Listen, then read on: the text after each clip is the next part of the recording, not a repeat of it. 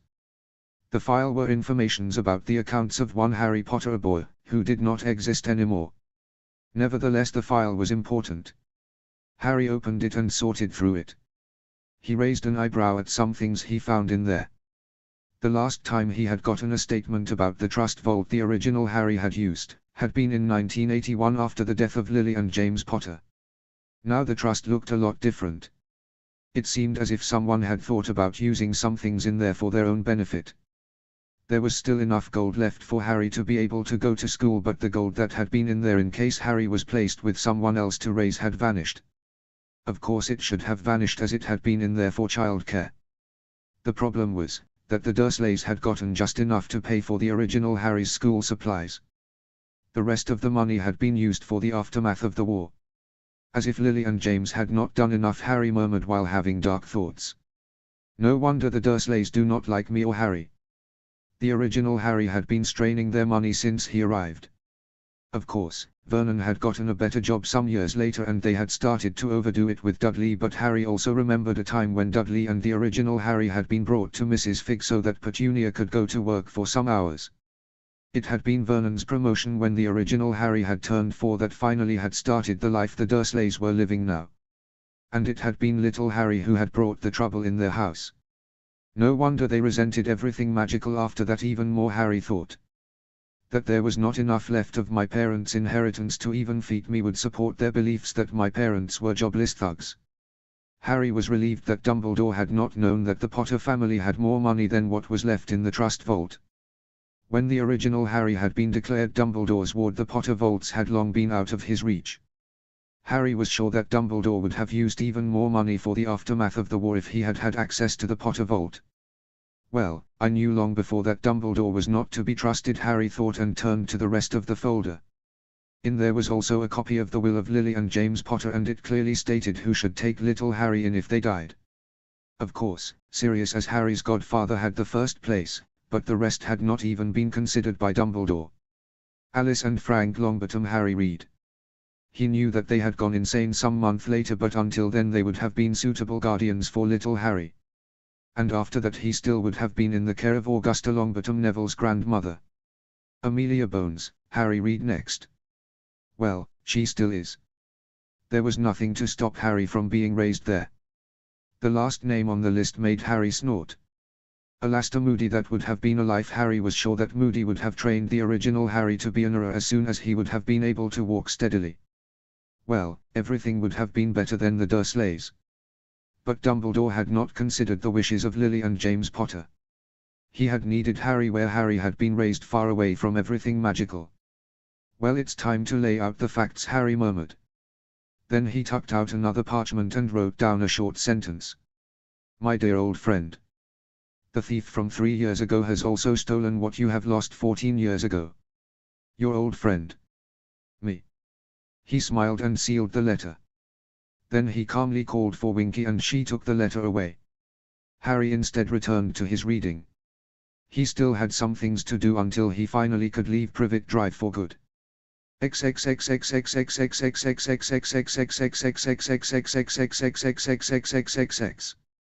Sometime between 700 and 600 BC. Awakening. SSS. Once upon a time, long before his name turned into a legend, long before he was remembered as an old, wise man with a wicked sense of humor and one of the greatest wizards of all times, Moridun Ambrose, later only called Merlin, was nothing but a wanderer. When he had been young, barely old enough to leave his parents, the raven-haired man had gone and traveled the world. He had left and traveled year after year, from one end of the world to the next, barely keeping contact with friends and family. But, like all things, the wish to travel and see new things ceased over time. In the end, gold-eyed Moridun, tired of traveling, returned to the Isles he had called home when he was young. He had entered the Isles of Clas Moridun high in the north and had from there traveled south, towards Caelid, a settling that would hundreds of years later be part of a city known as Londinium. Moridun, a bit tired of wandering, had settled into a clearing for the night. That night when everything had changed for him. The man who looked to be barely 30 years old, he was by far older, but such was the fate of children born like him, had just eaten and now settled back to sleep, his long, black locks tightly tied with a short leather string for the night and his golden eyes half-lidded, when destiny decided that his life wasn't exciting enough. So, instead of leaving Moridun to his well-deserved rest, fate woke him before he could even go to sleep with a loud bang and a blinding flash of white light. For a moment, the whole clearing lit up, bright as 1,000 suns, then a body appeared in the middle of the flash and everything returned to darkness. The body, face down on the ground, was small compared to a man. For a moment, Moridun actually wondered if the body was a woman. But then the foreigner groaned and Moridun reverted his thoughts. A boy. The stranger was a boy. Maybe 14 or 15 years old. Moridun stared at the child. Oh, he knew that theoretically the boy in front of him, had he been mundane, or non-magical, would have been considered a man already. However, the boy was magical, therefore a minor, and still in need of a guardian. Magical children needed their parents until they were at least 20, maybe even 23 years old. Until then, a child's magic still wasn't mature enough to shield most of them properly without a parent's guidance. Being without a parent beforehand would not only endanger the child, but also everyone who came into contact with the untrained magic of said child. There were few exceptions. Trained children, who had finished their education early. The finished education ensured that children knew how to stabilize their magic, which ensured that they could live without a guardian. But children like that could be felt by other druids. Trained magic was always a lot more contained than untrained, and the boy didn't feel like he had finished training at all. Seeing that the boy was untrained and therefore not yet old enough to be alone, Moridunnan took a closer look at him. He had short, oddly cut raven hair. The clothes he was wearing were made of a strange material that Moridunnan couldn't remember encountering before, and their cut. Moridunnan had never seen anything like that. The tunic was too short, the pants, well, the blue color was unheard of in clothing, and the material looked like nothing that could have been made anywhere near Claes Moridunnan or the countries Moridunnan had visited. The material was foreign and they seemed to hold up without a girdle. Of course, there was also the fact that the clothes seemed to be cut for an entirely different person, because they were hanging on the boy. The tunic had a bright coloring Moridunnan had never seen before. They were no hide or fur, like Moridunnan knew clothes to be. Moridunnan would have thought that they were high-ranking clothes, if they had fitted the boy and had fewer holes. As they were now, they seemed more rags than clothes. And rags for a boy like the child in front of him. No, something was wrong. Wrong with the clothes. Wrong with the boy. Wrong with the whole situation. A young druid Moridunnan figured with a frown, deeply concerned. Not old enough to have fully matured magic. So most likely accidental magic brought him here. But druids were revered young ones nearly as much as older ones, so, no matter how Moridunnan looked at it, the clothes the lad was wearing simply weren't appropriate for his assumed rank. Nevertheless, Moridunnan hesitated for another moment. No matter how innocent the child looked, there were druids out there who were twisted inside and willing to twist children's minds until the child in question was as twisted as they were themselves. Moridunnan had met people like that. Moridunnan had fought people like that, and he still shuddered in disgust at the memory. In the end, no matter Moridunnan's experiences in the past, his need to help one out, and he stepped forward to take a look at the lad. Nevertheless, no matter how much he wanted to help, Moridunnan still took his staff with him before approaching the young stranger. The boy was unconscious. He had blood on one side of his face, a cut that had bled quite a bit, and after Moridunnan had crouched down next to him and touched him to assess the rest of him, Moridunnan also noticed a slight concussion which was easily treated if not fully mended in another day or two. As if it had only been the concussion that kept him unconscious, the boy groaned slightly just after Moridunnan healed him. His eyelids fluttered. "Are you awake, child?" Moridunnan asked, but the only answer he got was another groan. Then, the boy's eyes blinked open, revealing a stunning green that had Moridunnan blinking in surprise. Green. Moridunnan couldn't remember any magical or mundane who had ever had eyes as green as the boy's, with one exception. Sadly, the exception made the explanation how the boy could have ended up alone even worse. Children from that family were jealously guarded, so a boy going missing should have basically been impossible. For a moment, Moridunnan's and the child's gazes interlocked, then, the boy sat up gingerly, his eyes traveling away from Moridunnan's golden ones to look around the clearing. The child frowned, obviously not expecting to wake up far away from the place he had been before. And it had to be far away, because Moridunnan couldn't see even the slightest bit of recognition in the boy's eyes, only confusion and a slight intrigue, as if the child had never seen a forest like the one surrounding them before. Moridunnan wondered if the child's home had no forests, or if the forests looked far different to the untamed wilderness with its thick coppice of shrubs and other kinds of wood. For a moment Moridunnan thought back to Persia and the different landscape he had encountered there, and he wondered if the landscape there would have been more familiar for the boy. On the other hand, the clearing Moridunnan had searched out was full of old and very large trees. 2 of them had been used by Moridunnan to span a leather awning for the night just in case rain started to fall. The clearing was surrounded by shrubbery, some raspberry bushes, some currant ones, and even a single bilberry shrub. A bit further away, a small well could be found that gave enough clear water for Moridunnan to have a comfortable camp for the night to come. The boy took all of that in and frowned even further, his green eyes full of confusion and no understanding for his current situation. It was clear that the boy had no idea where he was and what to think of the place he had woken up at. A burst of accidental magic and suddenly he is somewhere he has never been before, Moridanen thought while looking the boy in front of him over. He seems not old enough to be without a parent. His magic is simply not mature enough to be fully controlled by himself. While there existed some differences between one druid to the next, the times when the magic of a child matured were nearly constant. The first time it would happen to a child would be at 10 or 11. That was the time a child would usually start to train in gaining control, since training before that was basically useless because no matter what, a child wouldn't be able to direct their magic until that point of time. The next change would happen between about 17 and 18. At that point, the magic of the child would start to fully stabilize and accidental magic would totally cease to exist. After that, the last time magic would mature was between 22 or 23 years of age. Only after that time, a child would have their full strength and all the abilities it was born with. At that time, magic would be stabilized and under absolute control of the trained druid. On the other hand, if a child wasn't trained, it would be at that final maturity that they would die. Most untrained druids would die earlier, especially if they tried to suppress their own magic, but the strongest, even those who managed to survive against all odds, would still die at that point. The child in front of Moridanen looked too young to have experienced more than the first maturity, so seeing him appear out of nowhere in a bout of accidental magic wasn't that surprising at all. Children his age had done stranger things, as far as Moridanen knew. Still, no matter how common accidental magic was, it didn't explain why the boy had appeared near Moridanen. Normally, bouts of accidental magic like that were there to ensure a child's safety.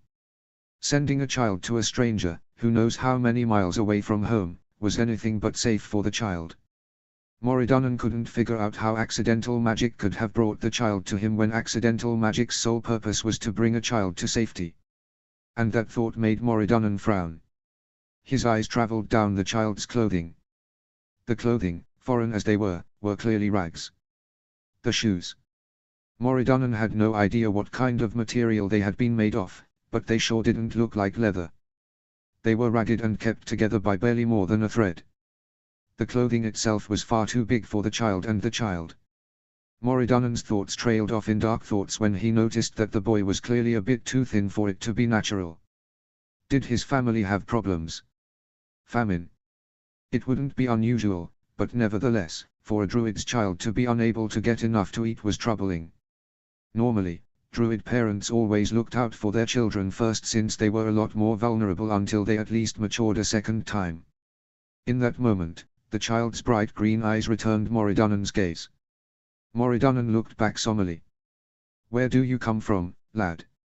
Moridanen asked. The lad stared at him as if he was a foreign creature. Did he not speak Cymraeg? Moridanen supposed that it shouldn't surprise him too much. Cymraeg was one of 6 dialects the people of Claes Moridanen spoke. Moridanen guessed that people from outside would see all 6 dialects as one language, but there were too many differences between at least half of them for people all over the Isles to communicate without trouble. Indeed, more than 2,000 years in the future, most people would think that the Isles had only had one language at that time. They'd call it Common Brittonic. "Where do you come from, lad?" Moridanen asked again, this time in Brejoneg, another dialect that was spoken more near Caelud, not sure if he should continue with the languages of Claes Moridanen or try Persian immediately. Again no reaction. For a moment, Moridanen thought again about trying Persian, but then, jumping that far thanks to accidental magic would imply the worst, so he didn't want it to be true. So Moridanen tried the next language, Kernuk, then Gaelic, Galige and Gaelic. Nothing. In the end, he gritted his teeth and tried Persian, nearly expecting the boy to react. Nothing. Another try with one of the Asian languages he spoke, Norse, Greek and Egyptian. Still nothing, and there was no other language Moridanen could think of that he knew how to speak. The lad had not shown interest in any of the languages Moridanen had used. So where did he come from, that he didn't know any of these languages? Then the lad opened his mouth and babbled something. The language he used had a slightly familiar sound, a little like Norse, but as much as Moridunnan tried, something prevented him from actually understanding the lad. A Norse dialect. After all, the Isles had their dialect, so why shouldn't the Norse have their dialects as well? Say it again, he said in Norse, but of course, the boy didn't do like he was asked. Clearly, he hadn't understood Moridunnan's words any better than Moridunnan had his. Moridunnan sighed. Not a dialect, then. Maybe another country with a language with little relation with Norse. Perhaps a country behind the final boundary of the Norse lands. How far away would that be? He must be from the other side of the world, Moridunnan mused and rubbed his eyes tiredly. Powerful accidental magic indeed. His parents must be proud of him. Of course they would only be able to be proud of the lad if Moridunnan found some way to send him back to them. If he didn't, they would be nothing but worried, instead. But to get the child back to where he belonged, Moridunnan would have to find a way to communicate first. He stared at the boy, pondering. How should he start? He stopped mid-thought, the answer reaching him the moment he had started to wonder. It might not be much, but at least the first step was an easy one. Moridunnan Ambraze, Moridunnan said, pointing at his chest. Moridunnan Ambraze essay with Macron Mons Ambras. The lad blinked, his face showing his bewilderment. Then his eyes cleared and he seemed to understand Moridunnan's actions. Harry, he said. Harry Potter. Moridunnan wrinkled his nose in dislike. Harry. That name might have been perfectly normal where the child came from, but on Claes Moridunnan, people would look at Moridunnan strangely if he used it. In the ears of the Isles people, the name sounded like something a baby would coo. It sounded like something a parent might give a child to show they cherished it, but nothing a lad like the boy in front of him should use as a formal name. Maybe it was a normal first name in the home country of the lad, but he was in Claes Moridunnan and here the name didn't fit for a young boy like him. Here on the Isles, a name like that was used by parents for their baby boy, a name of endearment, but not by anybody else. Moridunnan frowned. He knew some names that used Harry as an endearment as long as the child in question was still a toddler, names like Harold, Harastrix, Hadrian, but the child had solely named himself Harry. It was nothing Moridunnan would like to be seen calling the lad in public. People would look at him funny if he'd actually went and cooed at a lad of maybe 15 years of age. Moridunnan sighed and unconsciously slipped into his mother's native language when he finally went and decided on a course of action. He couldn't coo at a lad, so there was only one solution. I will have to search for another name to call the lad, he murmured under his breath, his voice sliding through the hissed vowels like it was made for speaking like a serpent. Why? What's wrong with my name?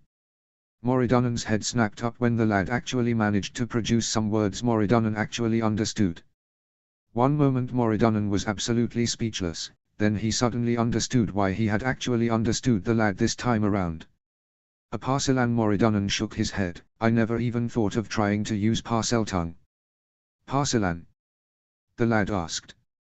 What's a Parselan? It's a person who can speak to snakes, Moridunnan answered absent-mindedly while his thoughts turned towards the fact that the boy actually spoke Parseltongue. It felt strange to speak to a person who wasn't his mother in the language of the snakes, but it seemed as if Parseltongue was the only language they had in common. A Parselan is a Parselmouth. The lad confirmed. Parselmouth. That was a word Moridunnan had never heard before. What an odd word to use when it came to a Parselan. Moridunnan wondered how many differences existed between Moridunnan's Parseltongue and the boy's dialects. Variations that only occurred in the boy's home country. Other reasons. Moridunnan shook his head. It didn't matter. He finally found a language that was similar enough that he and the lad could talk. A different word here and there should be easily explainable and was a small price to pay for understanding. If a Parselmouth is someone who speaks to snakes, then it seems to be the same, Moridunnan finally answered. The boy stared at him intensely, but finally nodded. Well, yes, then I'm a Parselan, he finally said, then he stopped and his gaze intensified. Are we talking in Parseltongue? You can't tell. The lad shook his head. I never could. It all sounds like English for me. The word was foreign to Moridunnan. English, whatever language it was, it hadn't been translated into Parseltongue by the lad and therefore didn't have a corresponding association in Moridunnan's mind. Not that Moridanen expected a translation of the language name. The serpent's tongue rarely had a word for the different human tongues. English. Moridanen therefore asked. Is that the language you are normally speaking? The lad Harry nodded. What's the name of the land you are from, lad? Britain. The boy answered, and Moridanen crooked an eyebrow. That word sounded somehow familiar. While most people called the Isles they lived on Claes Moridanen, there was also another name commonly used by mostly the people living around Caelud. It took a second for Moridanen to remember that name. Britannia. They called it Britannia, which sounded a lot like the word the lad had used right now. Britain, you are talking about Britannia. Britannia. The lad stopped and seemed to think about that. Well, yes, but I have never heard someone calling Britain Britannia in a normal conversation before. You do not speak any of the languages of Britannia, Moridanen clarified. Originally, Moridanen had wanted to say dialects instead of languages, but that word seemed to be one of the untranslatable ones, which made Moridanen wonder about how a language could have different words for the same thing, yet no concept of dialects. The lad meanwhile blinked at him in surprise and confusion. But I am. He insisted. I speak English like everyone in Britain. Lad, there is Cymraeg, Cernywg, Gaelic, Galige, Brejoneg and Gaelic. There is no English to speak. See, Cymraeg. The lad stared unbelieving at Moridanen. Galige. What are these bloody languages? I've never even heard of them. Moridanen snorted. You definitely would have, if you were from here, he pointed out. The boy looked around with a frown on his face. I doubt that I am, he said, his gaze traveling over the trees surrounding the clearing. Wherever I am, it looks foreign. I can't believe that this place belongs in Britain somehow. But I know that Britannia is another name for Britain, so it should be the same, at least theoretically. That answer stopped Moridanen's thought process from one moment to the next. The boy was sure that Britannia was a different name for his home country. The boy spoke a language that sounded a bit familiar, yet foreign all the same. The boy didn't recognize his surroundings and even went so far to describe them as foreign. Did that mean that Britannia wasn't Britain? Or did it mean that Moridanen was missing something when it came to the answers the lad had given him so far? Maybe a country with a similar name. Maybe something else. Moridanen interrupted the second thought. He wouldn't ponder the unknown until he hadn't managed to rule out every other possibility that would at least vaguely explain the lad's odd circumstances. Nevertheless, Moridanen couldn't help but wonder. With a shake of his head, Moridanen finally decided to go and actually ensure that there wasn't a possible explanation that Moridanen had somehow missed. In the end, Moridanen decided to check the more likely of the possibilities by asking some further questions. He had been traveling the last 15 years throughout Persia, a small part of Asia, Greece, Egypt and the Norse lands, where the Germanic tribes lived, so asking the boy if he recognized any of the places Moridanen could name might work. Tell me, have you ever heard about Lacedaemon?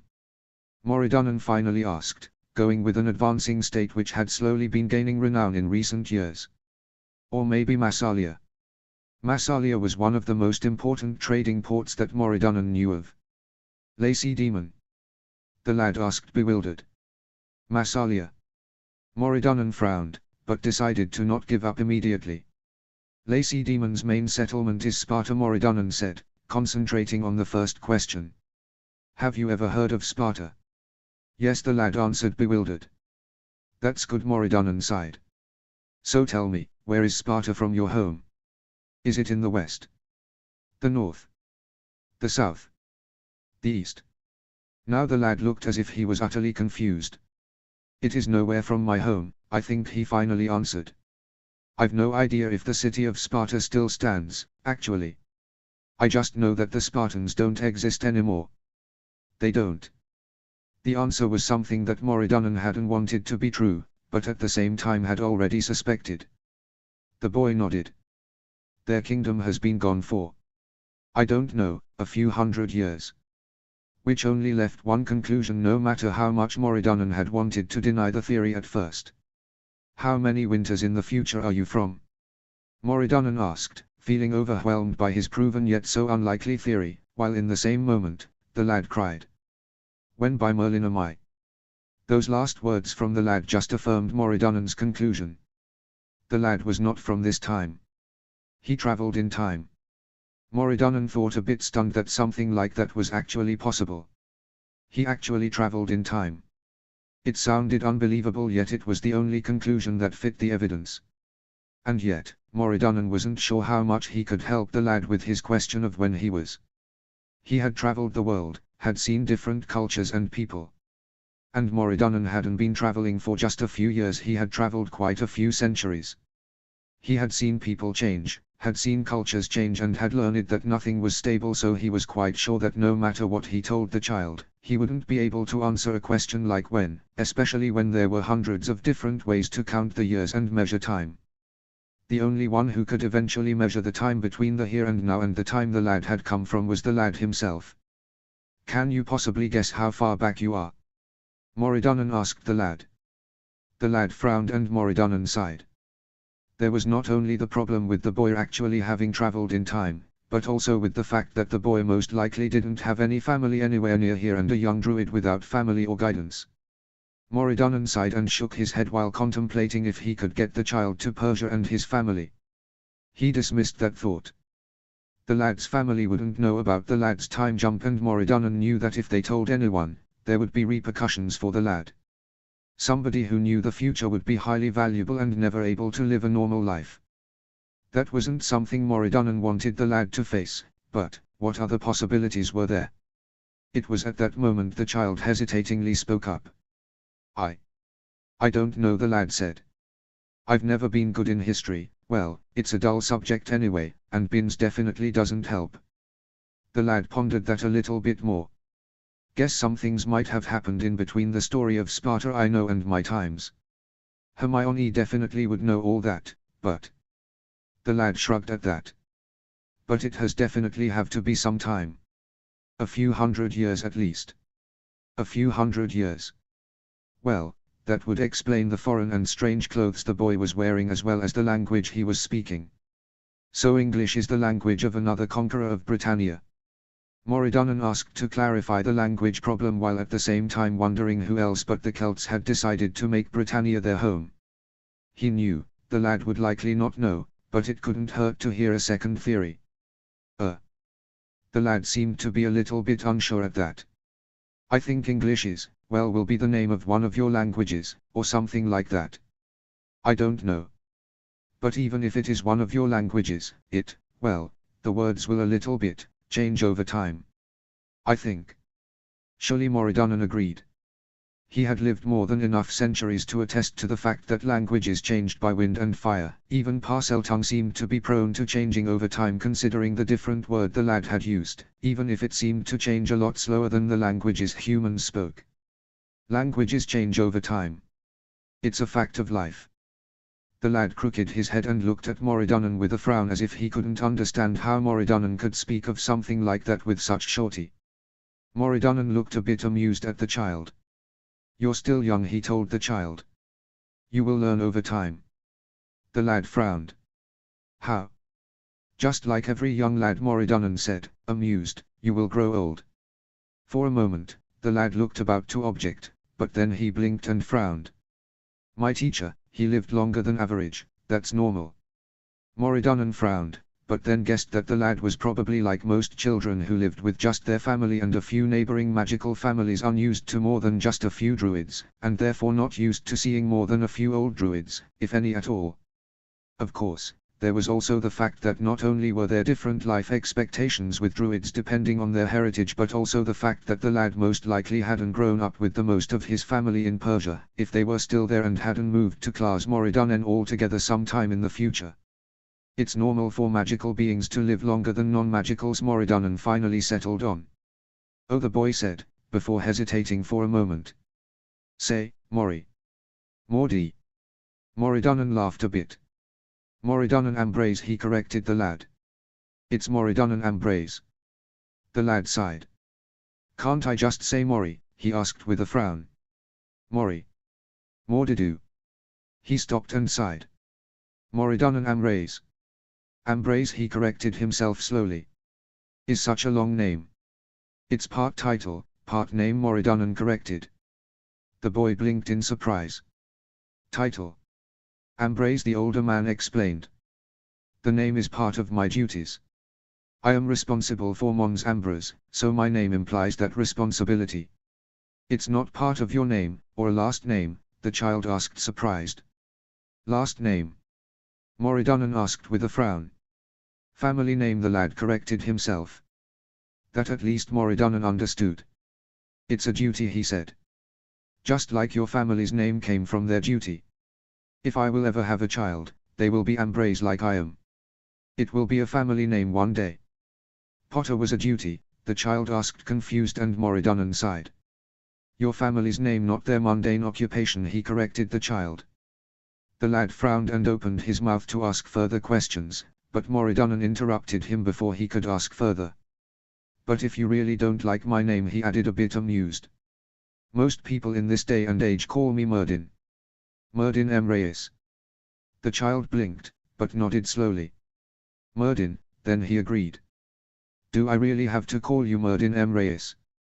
Moridanen sighed, feeling more amused than angry at the disrespect of a child to his elder. You may, he agreed, before looking the child over. His clothes were made in a way that Moridanen had never seen. His shoes were strange. His language not even understandable. How well do you know the night sky? He asked the lad, changing the topic before the lad could come up with even more silly ways to change his name. The child frowned. I learned some, but... He looked upwards and his frown deepened. Not enough, Moridanen concluded with a sigh. Not enough to understand or see the difference to what it was like in the time you came from, if there was a difference at all. You might be only from a few hundred years in the future, after all. The lad sighed but nodded. I'm sorry. Moridanen waved it off. Don't be. You're a child. You're still learning.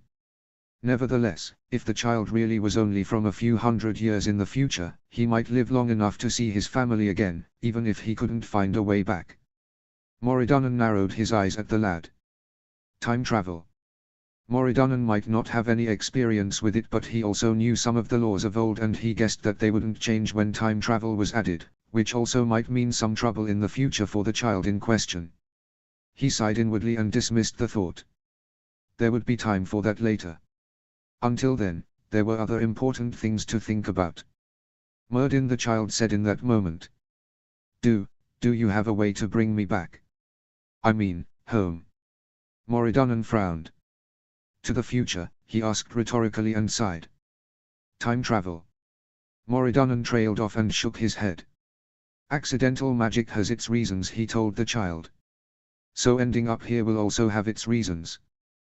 The child opened his mouth, clearly to object to something Moridanen had said, before closing his mouth again, frowning. Moridanen watched the lad with attentive eyes.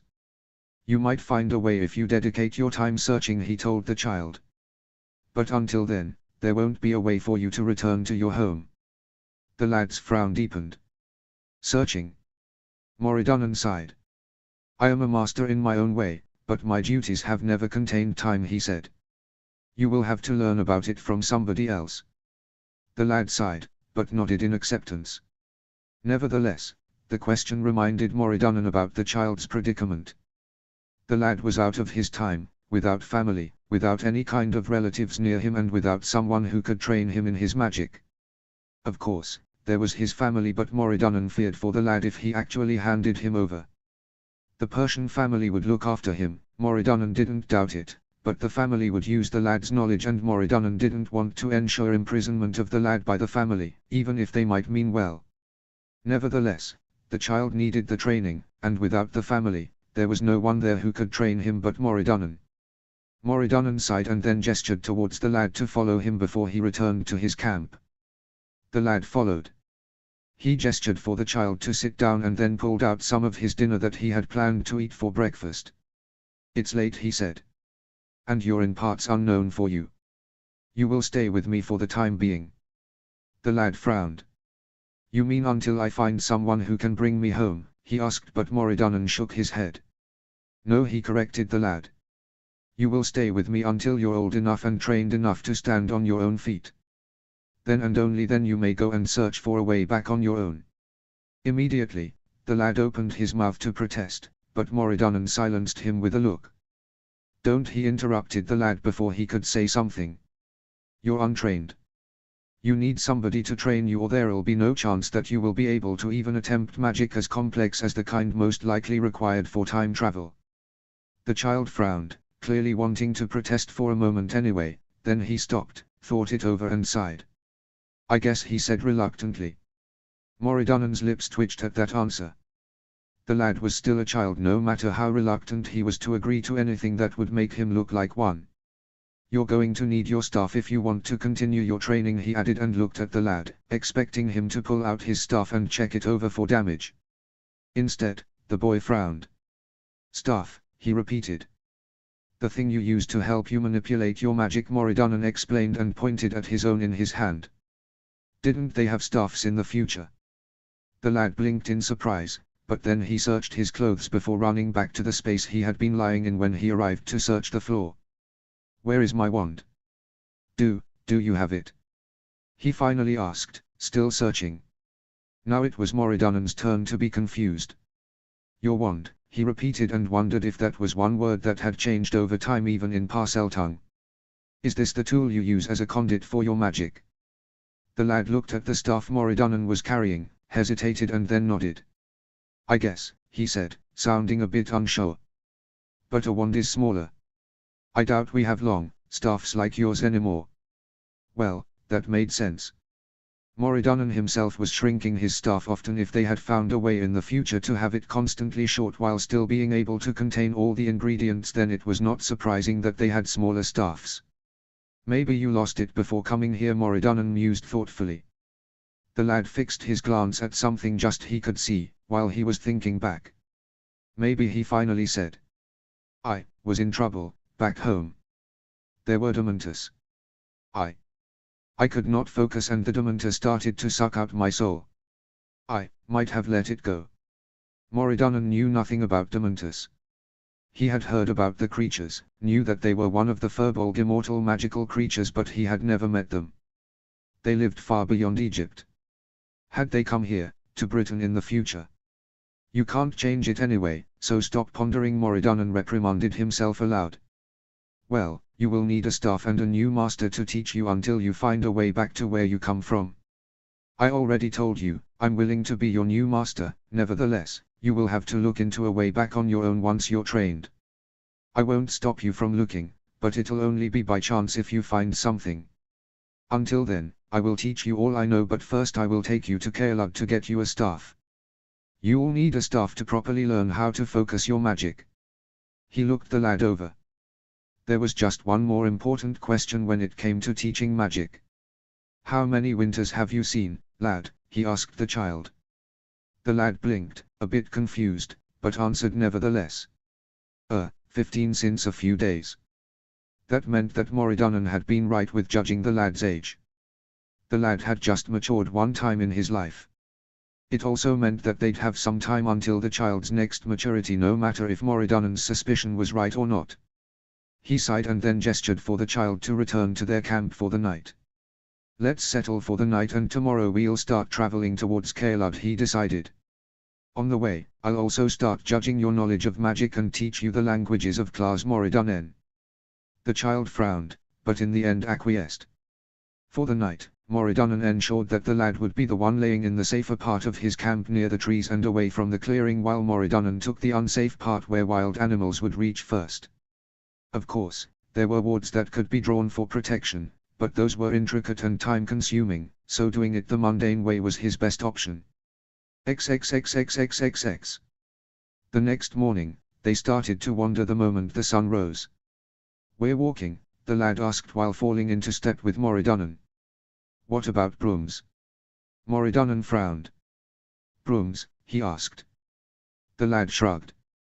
Well, I know that flu travel is out of question, but portkeys. Brooms. At that, Moridunnan sighed. I have no idea what a portkey is, he said. And I can't even imagine why you'd need a broom to travel. The boy shrugged and then launched into a vague explanation that didn't actually contain a lot of information about how to build something like the things described.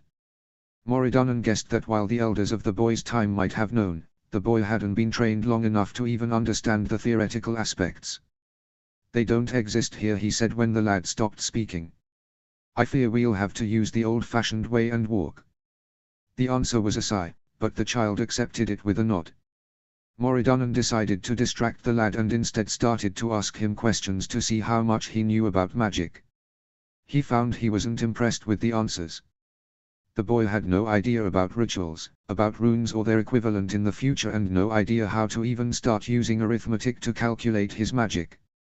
He was passable at plants and herbs, less so in potions, and reading the night sky seemed to be centered on things that Moridanen had never heard about or maybe knew under different names. In the end, Moridanen decided to return to the basics. "Did your parents teach you to control your magic?" Moridanen knew that this was the most important question. No. This was an answer Moridanen hadn't expected. "No. Your parents didn't teach you any kind of control." My parents are dead, sir." "But your relatives trained you, didn't they?" "It was the duty of the elders to train the young ones, after all, so no matter what, the lad should have been trained at least a bit." My aunt doesn't have any magic," the child answered nervously. "But I went to Hogwarts." It sounded natural, as if the lad actually expected Moridanen to know what he was talking about, as if that man was somebody well known all over the Isles in the lad's time. It felt bad to disappoint the lad, but Moridanen wasn't willing to lie even for something small like a famous teacher. Training was built on trust, so truth was the best way to gain it. "Hogwarts? I fear I have never heard of him. Is he your master?" As soon as he asked the question, he knew he had asked the wrong thing, because suddenly the child's face fell and pure horror crossed his features. "Lad, are you all right?" Moridanen asked, worried. No. No. No. No. No. The lad suddenly cried. Please tell me you know Hogwarts." Moridanen frowned. It was a man. A single man. The lad shouldn't have been so upset about the fact that Moridanen didn't know him, even if Hogwarts might have been the old man, the teacher the lad had mentioned before. Every life started sometime, and maybe the life of this master hadn't started yet, or he wasn't well known yet. It shouldn't have mattered. It was a little thing, in the end, even if it might mean that the lad was a bit further in the past than he had thought. A year less or more shouldn't be that upsetting, after all. Nevertheless, the child ended up in tears with that revelation. For a moment, Moridanen hesitated. Then he sighed and reached out towards the child to hug him. Normally, tradition said that children not your own or not your relatives shouldn't be touched. It was basically as bad as lying with somebody else's wife, but the lad was alone and the only one he had was Moridanen, so touching the child was what Moridanen did, even if it basically meant that he promised the child to be his teacher. "I'm sorry, lad," he said. "But that's how it is. People are born, they live, they die, and even if they end up well known, at the beginning, they start like everybody else." The answer was tears, thousands and thousands of tears. Moridanen pulled him closer and the lad turned into his embrace. Fingers tuck into Moridanen's tunic and the lad took a hold of him as if his life depended on it. Moridanen grimaced. It was bad. Really, really bad. That, at least, he understood, even though he didn't understand the reason why. In the end, Moridanen didn't know how long it took him to calm the lad down before he finally let go of Moridanen to wipe away his tear tracks.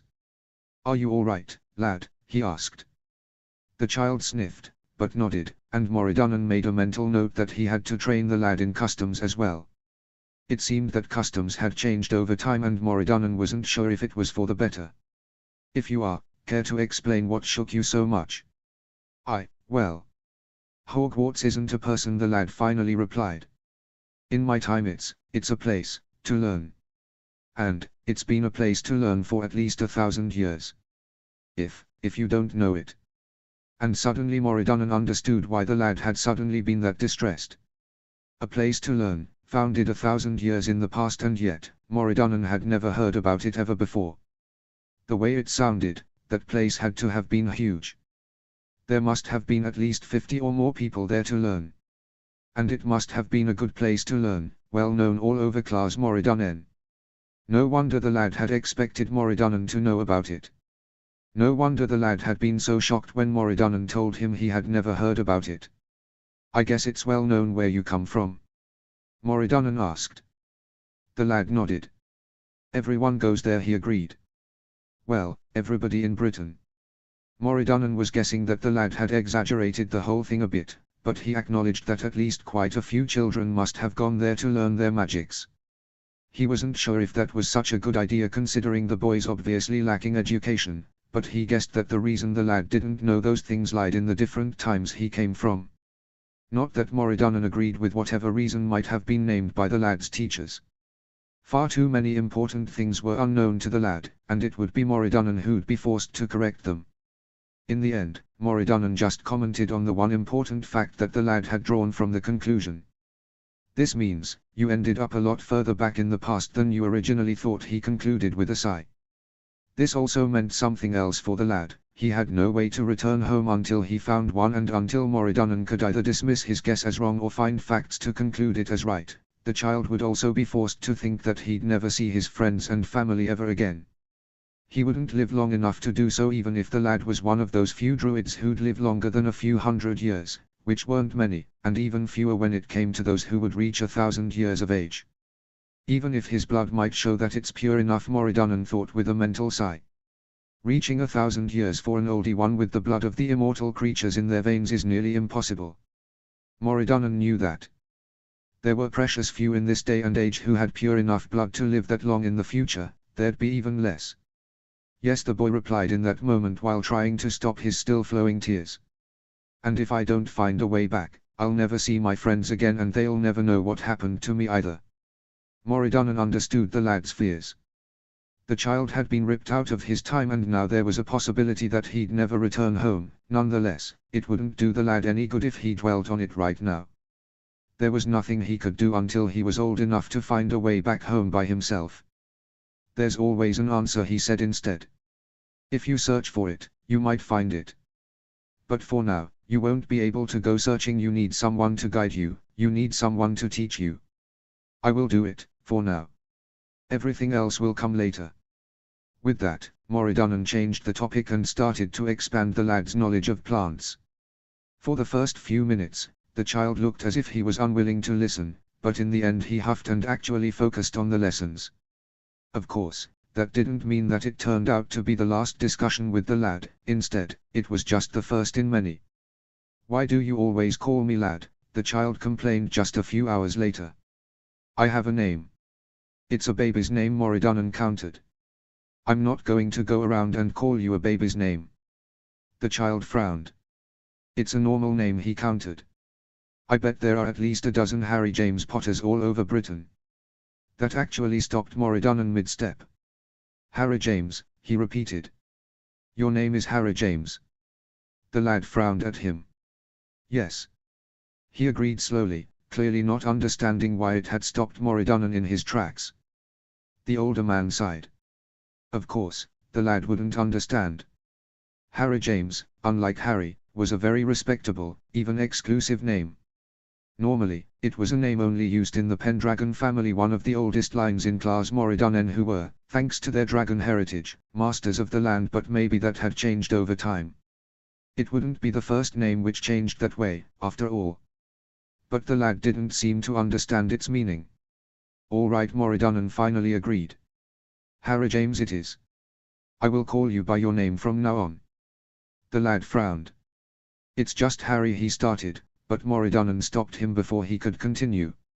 "I'm not using a nickname," he countered the child's objection. "It's either Harry James or lad, choose." The child mulled over that for a moment before he sighed. "Harry James it is," he agreed, and Moridunnan nodded before he went back to teaching. Over the next weeks, Moridunnan slowly started to introduce the lad to the languages of Claes Moridunnan, added to his herb and plant knowledge as well as his knowledge about stars, and also started him on writing and the first attempts at controlled magic. Of course the lad had to make it difficult. "I can't do magic," he objected when Moridunnan actually suggested to learn how to levitate a stone. It was one of the easiest things to start with when it came to a child's magic. "I don't have my wand." Moridunnan sighed. You don't need a staff for this, he countered in Cymraeg. It's an easy manipulation, not a complicated runic spell. We definitely won't start on those or on rituals until you have your staff. Runes might be able to support a spell by themselves, but for a beginner or for long spell sequences, working with a staff is always easier when it comes to them. The child just glared at him. I have no idea what you're talking about, Myrddin, he told Moridun unhappily in Parcel tongue instead of in Cymraeg, which he should have been using. And I can tell you that without a wand, whatever you want me to do won't happen. Moridun sighed a bit at the disrespect. Don't argue with me, he reprimanded the child, before pointedly continuing in Cymraeg. It's unbecoming for a child, especially if you don't have valuable arguments to counter me with and use disrespect while talking to me. The lad's glare intensified, but he nodded anyway. My apologies, master, he said in Cymraeg, clearly gritting his teeth. Moridun sighed, before picking up a stone and handing it to the lad. Do as I say, he commanded in the same language. The lad's lips pressed together, but he took the stone in his left and then used his right to make some odd gestures. Wingardium Leviosa, he cried, and Moridun couldn't help but wonder who had taught the lad such folderol. He sighed and took the stone from the lad before letting it rise in his hand without any unnecessary gestures or words. The lad gawked. What? How? He stuttered, falling back into Parcel tongue. That shouldn't be possible. Moridun sighed again. It's a simple manipulation, he countered, letting the lad's lapse into Parcel tongue slide for the moment. Of course it's possible. For a moment the child frowned, but when Moridun handed back the stone he took it and then stared at it. Moridun let him, a bit amused when the lad's face took on a highly concentrated look which ended with the lad nearly walking into a tree or two if Moridun hadn't reached out and steered him away from them. Amusingly enough, the lad didn't even notice. It took nearly 3 hours until something changed. One moment the lad was still holding the stone, the next it shot up into the sky as if somebody had thrown it upwards with all their strength. Of course, that surprised the lad that much that he lost concentration, and therefore his control over his magic. But then there was a reason why children needed somebody to teach them magic. Moridun reacted instantly, the shield he brought into being over their heads with a single rune stopping the stone from actually hitting the child on its way downwards. The lad gawked. Was that me? He exclaimed in Parcel tongue. Yes, Moridun answered in Cymraeg, amused. A bit less power might be a good idea for the next time, don't you think? The child blushed. Yes, he agreed, this time actually using Cymraeg. A bit. Nevertheless, Moridun had to admit that he hadn't expected a reaction like this for at least another 3 to 4 hours, so he guessed that he might be able to teach the child a bit faster than he had originally expected. 3 hours later, the lad had actually managed to stop throwing the stone as high as he could and instead balanced it about a foot above his hand. It was still a bit high up, but at least it was visible and not trying to reach the clouds anymore. Of course, this might have been their first, but definitely not their last, argument. Why do I need to learn arithmancy? Do you or don't you want to learn your rituals and runic casting? What do I need it for? Nothing if you continue to talk to me like that. I apologize, master. Please, what do I need? Rune spells and rituals. Why? Yes, master. Why do I need rune spells and rituals? Because you're a druid and I'm your master. I won't let you run around half-trained and unable to do more than a few tricks to entertain children. And when the child pouted after that, Moridun just looked at him with a frown. If you don't learn to behave like you should, he threatened. Then I will add healing and wound treatment as well to your current schedule. Of course, the threat didn't actually stop the child from getting into another argument with Moridun some time later. Why do I need that knowledge about plants? He complained. It's not as if they're useful for anything but cooking. They're useful for your survival, Moridun countered and glared at the child. And we're using Cymraeg. The lad just rolled his eyes. I'm still learning it, he countered stubbornly in Parcel tongue. And I don't understand why you added all that knowledge about hunting and plants useless for potions earned. If it's useless, how about you go and search for our food for tonight, Moridun countered with a raised eyebrow. That actually stopped the child dead in his tracks. What? He asked, confused. Why?